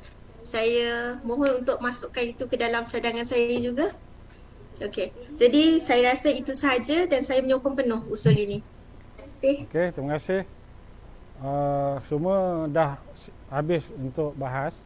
Jadi kita pergi kepada penggolongan. Siapa yang nak golong? Bahas orang lagi tu. Ada lagi Tuan Speaker. Bahas ada lagi? Ada lagi. Dia pembahas berapa orang? Lagi tu. Seorang lagi tu. Seorang lagi. Oh. Usul penting ni. Dia penting tapi macam tidur je tu. Okey, satu lagi. Siapa lagi yang nak bahas? DMJ berapa? Saya tu saya. DJ 14 Muhammad Nur Hidayat. Okey, silakan. Okey. Terima kasih dan rahmat dari Yang Esa pada petang ini. Saya Muhammad Nur Hidayat Mesoab DMJ 14. Assalamualaikum warahmatullahi taala wabarakatuh. Segala puji bagi Allah, salawat dan salam kepada junjungan besar kita Nabi Muhammad sallallahu alaihi wasallam, kepada keluarga dan sahabat-sahabat baginda dan seterusnya kepada mereka yang mereka sehingga hari kiamat. Terima kasih Datuk Speaker Dewan dan semua ahli sidang Dewan pada petang ini.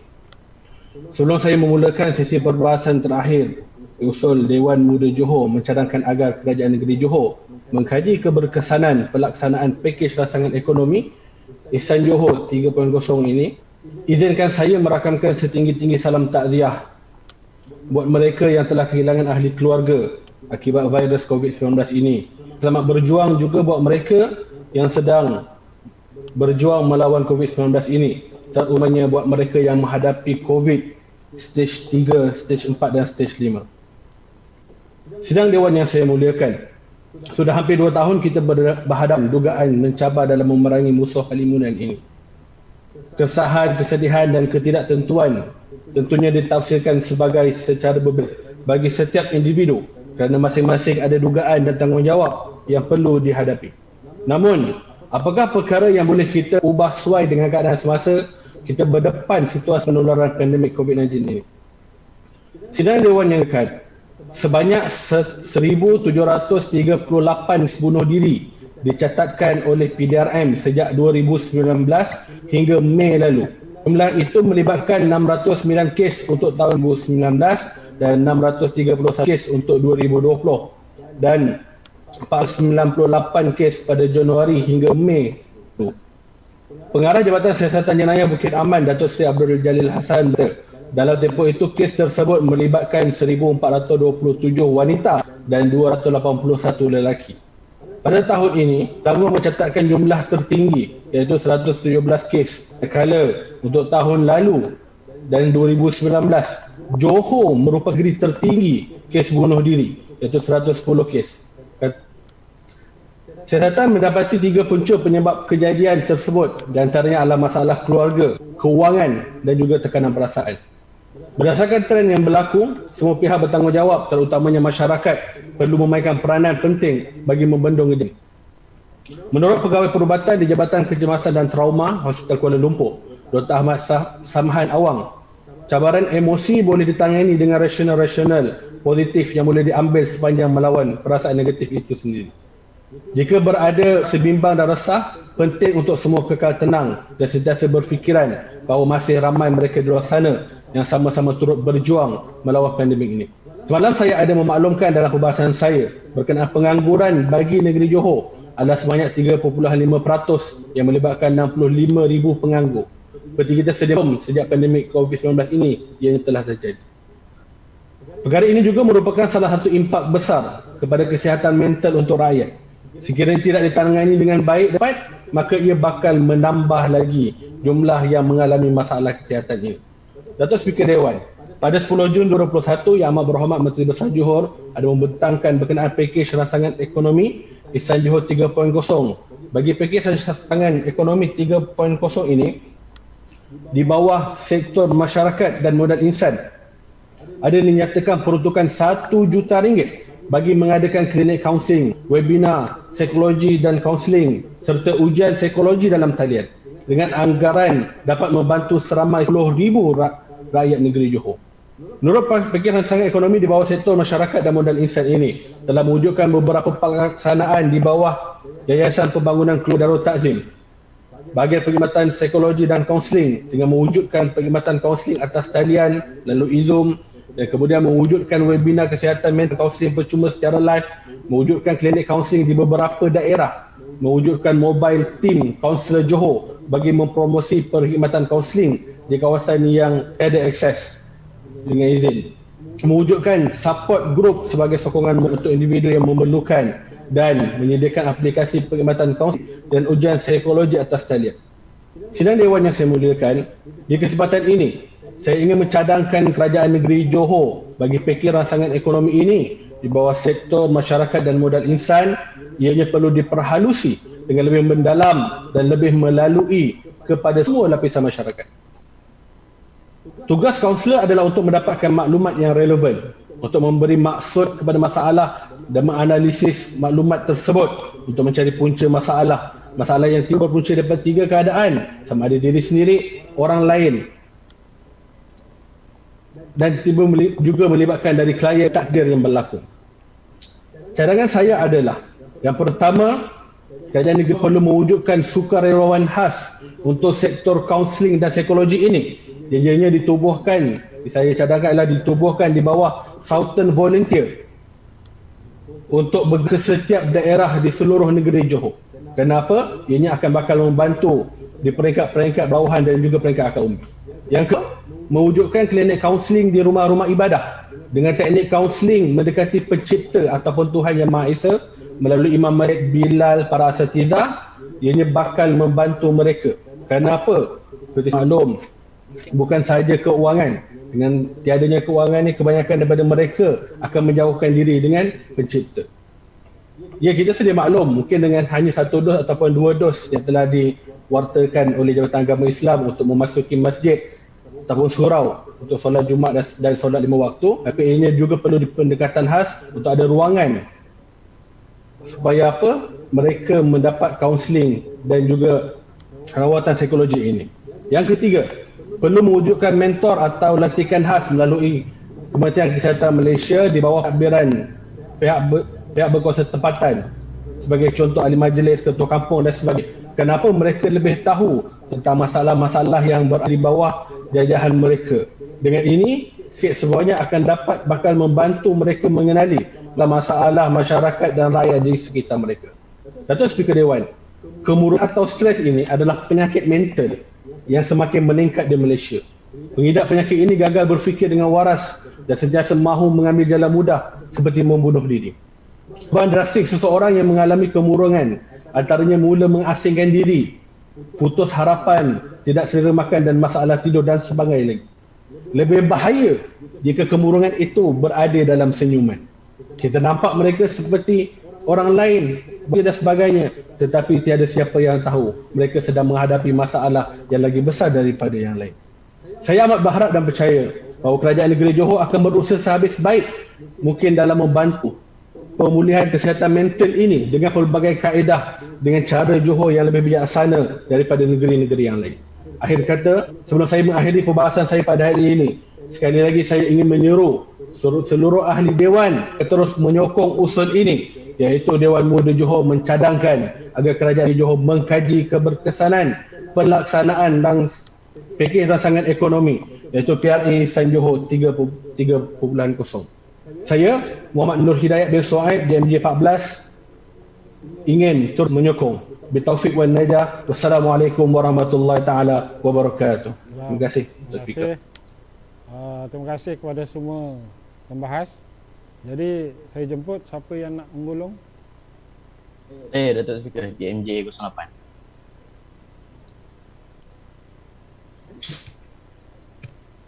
Teruskan. Terima kasih Datuk Speaker. Assalamualaikum warahmatullahi wabarakatuh.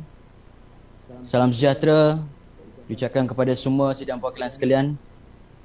Alhamdulillah, selesai sudah perbahasan bagi usul 8 yang usul khas pada hari ini.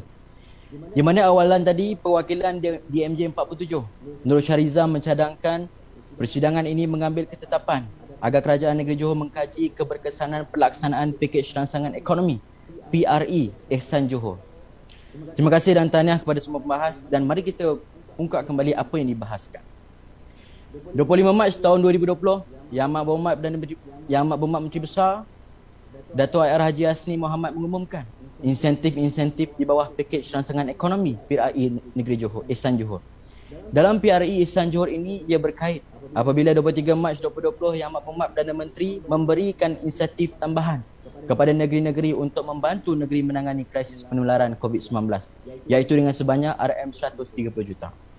Oleh itu Yang Amat Berhormat Menteri Besar Johor ada mengumumkan beberapa sektor terlibat dalam pemberian insentif ini termasuk pemberian kepada frontline, tabur bencana, projek perumahan rakyat, rumah sewa rakyat, rumah pemilik, mampu bayar, skim perumahan prihatin Johor, kemudian bantuan kepada IPT, YPJ, secara one off di mahasiswa luar negara dan macam-macam lagi, termasuk peniaga PKS.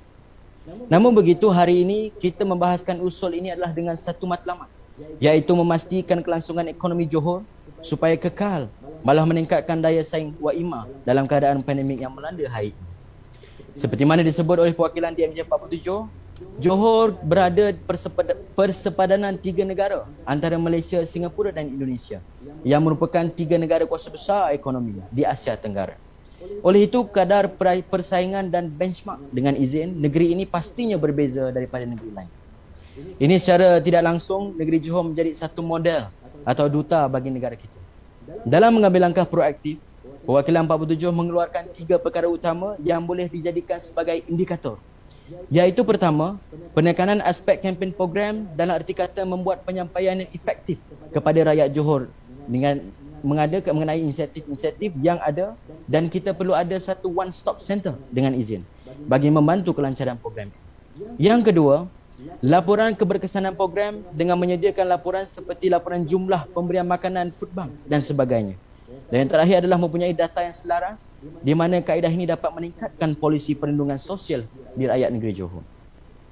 Hal ini juga tidak terlupa untuk kerajaan Johor juga mengambil kira beberapa aspek utama dalam menstabilkan ekonomi Johor iaitu sistem perlindungan sosial yang lebih baik berasaskan data, bantuan yang lebih inklusif dan merakyat dan juga mencapai imuniti kelompok dengan segera. Datuk Speaker dan sidang perwakilan sekalian, usul ini dibahaskan dengan perkara pertama iaitu berkenaan bantuan khusus mahasiswa. Perwakilan DNJ 44 Nurliana membahaskan agar kerajaan negeri Johor mengeluarkan peruntukan khas bagi membantu mahasiswa Johor ini berdepan isu ketidakcukupan peranti seperti laptop dan handphone dengan izin serta kuota internet. Hal ini kerana menurut DMJ 44 penggunaan internet bagi aplikasi Zoom atau online classes, Google Meet dan sebagainya memakan hampir 900 megabyte per jam. Satu subjek mengambil masa 1 hingga 2 jam. Dan oleh itu mahasiswa yang berasal dari keluarga B40 ini agak sukar bagi mereka untuk mendapatkan kuota internet yang cukup. Perwakilan juga mencadangkan penubuhan pakej baru iaitu pakej Ihsan Mahasiswa Johor dan di dalam pakej ini perlu disenaraikan bantuan pelan data internet berhenti dan bantuan tunai khusus kepada mahasiswa yang betul-betul memerlukan. Bantuan ini juga perlu diberikan kepada mahasiswa berkeluarga B40 khususnya. Seterusnya, perwakilan DMJ 39 Saudara Muhammad Izzat Amir membawa pula perbahasan ini kepada skop yang berbeza iaitu keperluan bantuan golongan M40 pula secara umum. Dengan ini perwakilan mengeluarkan 2 perkara utama yang terlibat iaitu yang pertama isu pekerjaan Hari ini kita tidak lagi berasa hairan dan kita tidak lagi merasa pelik apabila kita mendengar seorang jurutera, arkitek ataupun pekerja profesional dan sebagainya menjadi ataupun kerja sebagai pemandu Foodpanda, GrabFood dan sebagainya. Ini kerana rentetan perintah kawalan pergerakan di seluruh negara dibuat. Kebanyakan industri terutamanya yang swasta terpaksa melakukan tindakan-tindakan drastik seperti memotong gaji pekerja, memberi cuti tanpa gaji sehingga kan ada yang dibuang kerja. Oleh itu, bagi mengelakkan daripada golongan N40 ini untuk terus dibelenggu dengan masalah ini, kerajaan perlu merangkakan satu bantuan khas kepada golongan ini untuk bantu mereka dalam terkesan secara langsung atau tidak langsung. Perwakilan DMJ 39 juga mencadangkan kerajaan untuk memberikan bantuan-bantuan dalam bentuk lain seperti peluang pekerjaan dan bantuan berterusan. Kerajaan boleh membantu dengan melaksanakan inisiatif seperti program subsidi upah kepada syarikat-syarikat yang terkesan dan yang beroperasi di Johor, yang mana kerajaan menyalurkan bantuan dari segi penambahan gaji melalui syarikat-syarikat tertentu, dan membuka satu platform khas kepada golongan ini untuk mencari pekerjaan baru bagi mereka yang terpaksa diberhentikan dengan kolaborasi syarikat-syarikat yang memerlukan tenaga kerja. Kerajaan negeri perlu meningkatkan peruntukan untuk Yayasan Pembangunan Keluarga dalam memberikan perkhidmatan kaunseling dan juga membuka perkhidmatan penasihat kewangan kepada golongan ini supaya dalam menguruskan kehidupan mereka dari segi kewangan dan emosi dengan lebih baik. Yang kedua, DMJ 39 juga membahaskan isu perumahan di mana kerajaan perlu melaksanakan satu program bantuan perumahan untuk golongan M40 yang masih muda untuk memiliki rumah sendiri dan mampu membayar komitmen bulanan mereka. Tadi ada celahan daripada DMJ 18 di mana perwakilan mencadangkan agar penambahan ini juga diperhalusi bagi bantuan kepada orang kurang upaya OKU. Sememangnya golongan M40 yang kita perlu memberikan fokus yang khusus, ada lagi satu golongan yang mungkin kita terlepas pandang dalam pakej rangsangan ekonomi 3.0 ini, iaitu golongan orang kurang upaya. Sidang perbahasan yang lepas juga kita telah berbincangkan tentang bantuan kepada golongan OKU. Jadi saya berharap bantuan kepada golongan OKU ini dapat perhatian seperti mana golongan M40 yang pinggir. DMJ 18 juga tadi ada menyatakan bahawa jika kerajaan ingin melaksanakan bantuan tunai kepada mahasiswa, maka ini adalah waktu yang tepat untuk memberikan bantuan kerana sekarang adalah cuti semester dan mahasiswa baru akan masuk ke IPT mulai bulan Oktober nanti.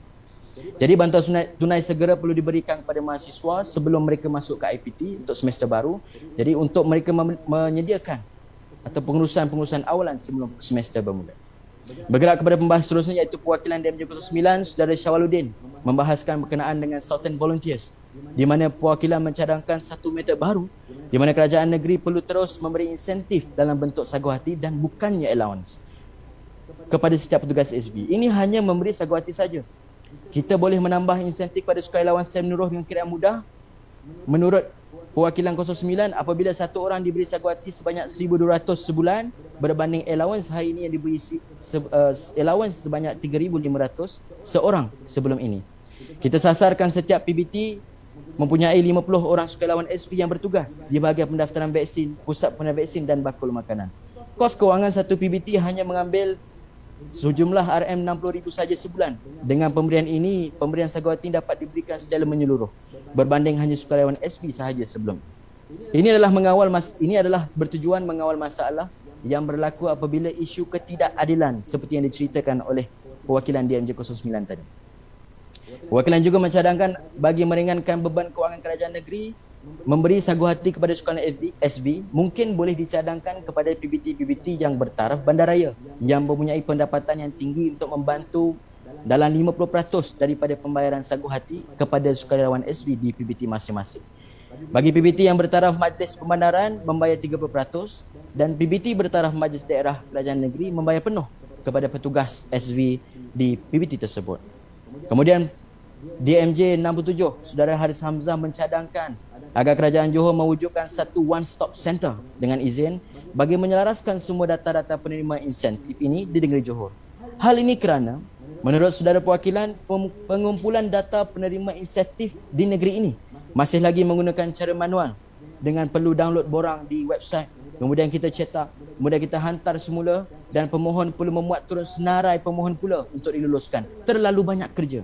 Apabila lebih baik apabila kita menggunakan teknologi dan mengikut selari dengan agenda Johor iaitu Johor Digital di mana permohonan semua dilakukan secara digital. Perwakilan DMJ 67 juga ada menyelit sedikit perbahasan dengan mencadangkan kepada Kerajaan Johor untuk penyusunan semula jajaran bas muafakat Johor dalam usaha meningkatkan tahap keterhubungan di seluruh negeri. Datuk Speaker dan sidang perwakilan sekalian, perbahasan ini diteruskan apabila perwakilan DMJ 23 Nur Muhammad Saifuddin membahaskan berkenaan dengan mekanisme pemberian bantuan tunai. Perwakilan juga mengatakan ada beberapa penambahbaikan yang perlu dibuat dan dilaksanakan, iaitu yang pertama, pendekatan SMART, iaitu specific, measurable, attainable, relevance dan time dengan izin mestilah menjadi panduan dalam mekanisme penyampaian bantuan tunai. Perwakilan mengharapkan pelan yang dirancang mestilah merangkumi pembangunan data raya, iaitu big data dengan izin bagi seluruh rakyat Johor. Pembangunan data raya ini memerlukan satu usaha yang luar biasa. Namun, menurutnya dengan political will, dengan izin Kerajaan Negeri Johor mesti membangun, mengemaskini dan mengguna pakai data-data ini. Data maklumat rakyat ini amat penting dalam melancarkan proses pemberian bantuan berbanding kaedah kita dengan berpandukan data agensi-agensi yang berasingan. Seterusnya, perwakilan membahaskan pelan digital Johor juga seharusnya menekankan aspek digitalization dengan izin pada semua peringkat permohonan dan penyerahan bantuan. Pada awal pemberian bantuan tunai, projek pakej rangsangan ekonomi 1 telah menjadi tular di media sosial apabila ramai rakyat yang tidak jumpa kaedah untuk mereka memohon bantuan. Kesusahan rakyat, kaedah manual ini meningkatkan birokrasi kesusahan rakyat dan boleh dipersoalkan ketulusannya. Mekanisme seperti kad makmur Johor, aplikasi wallet jejak Johor juga ada dicadangkan oleh perwakilan DMJ 23 tadi. Kemudian bergerak pada isu bergerak pada isu seterusnya di mana perwakilan DMJ 41 Masya Ishak membahaskan berkenaan ni Amar, ada orang nak celah. Ya. Silakan. Ya, silakan. Apa? Baik, terima kasih Datuk Speaker. Terima kasih saudara DMJ 08 sahabat Ahmad Nan. Baik, saya ingin menambahlah sebenarnya mohon untuk usul ini, iaitu dari segi kaedah pelaksanaan.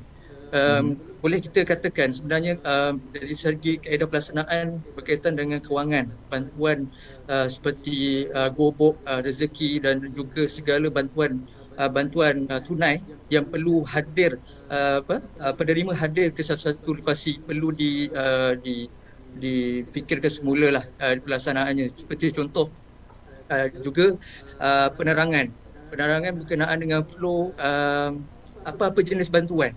Contoh seperti sebelum ini kerajaan telah mengumumkan sekian-sekian inisiatif, tetapi dari segi pelaksanaan ataupun dari segi pelaksanaan dalaman sebelum diwar-warkan kepada umum perlu diperhalusi semula kepada saya kerana selepas saja pengumuman rakyat sudah bertanya bila boleh dapat, bila boleh itu, apa yang kita dapat. Jadi seperti pihak-pihak yang seperti pemudacara seperti pihak jabatan, pejabat daerah, agensi-agensi, pemimpin masyarakat seperti ketua kampung, penghulu mukim, wakil rakyat, mereka yang perlu menjawab soalan ini. Jadi flow ini seharusnya pelaksanaannya adalah baik.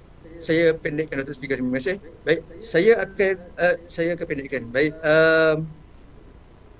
flow-nya adalah pertama idea apa inisiatif yang perlu dibuat. Kedua adalah perbincangan pelaksanaan antara pihak pelaksana.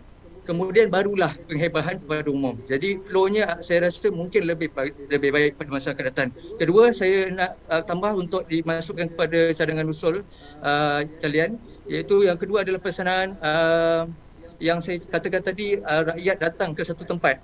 Kerana ini telah terjadi kes, iaitu petugas dan juga caretaker kepada pusat tersebut telah dikuarantin kerana pihak penerima bantuan ini ada didapati positif COVID-19 dan kerajaan juga memberi bantuan ini secara bantuan makanan, contoh bantuan makanan, tetapi tidak disediakan juga kanopi ataupun kemudahan lain yang dikira mass gathering.